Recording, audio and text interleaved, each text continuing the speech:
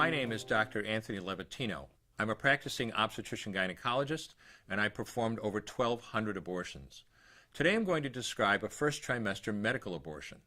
This is a procedure in which the mother swallows pills in order to terminate her baby, and it is performed up to the 10th week of pregnancy. The procedure involves 2 steps. Step 1. At the abortion clinic or doctor's office, the woman takes pills which contain mifepristone, also called RU46. RU46 blocks the action of a hormone called progesterone. Progesterone is naturally produced in the mother's body to stabilize the lining of the uterus. When RU46 blocks progesterone, the lining of the mother's uterus breaks down, cutting off blood and nourishment to the baby, who then dies inside the mother's womb. It is important to note that even after it has been taken, it is possible to reverse the effects of RU46 and save the baby if progesterone is administered. The sooner, the better. Step 2.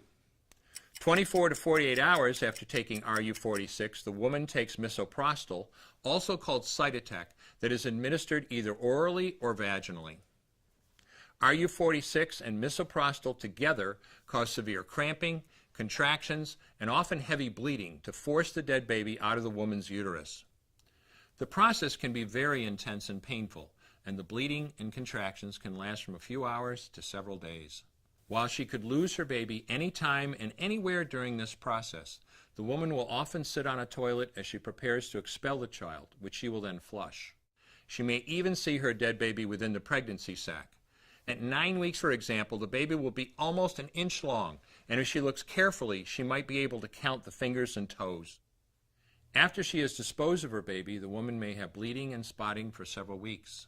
Bleeding lasts, on average, 9 to 16 days. 8% of women bleed more than 30 days, and 1% require hospitalization because of heavy bleeding. The failure rate increases as the pregnancy progresses. If failure occurs, she will usually be offered a surgical abortion. For the mother, medical abortion often causes abdominal pain, nausea, vomiting, diarrhea, headache, and heavy bleeding. Maternal deaths have occurred, most frequently due to infection and undiagnosed ectopic pregnancy. As I mentioned at the beginning, I'm Dr. Anthony Levatino, and in the early part of my career as an OBGYN, I performed over 1,200 abortions.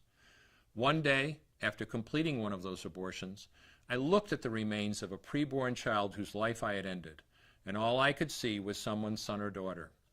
I came to realize that killing a baby at any stage of pregnancy for any reason is wrong. I want you to know today, no matter where you're at or what you've done, you can change. Make a decision today to protect the preborn. Thank you for your time. I will no longer do any more abortions. When you finally figure out that killing a baby that big for money is wrong, that it doesn't take you too long to figure out it doesn't matter if the baby is this big or this big or this big or maybe even this big, it's all the same. And I haven't done any since then, and I never will.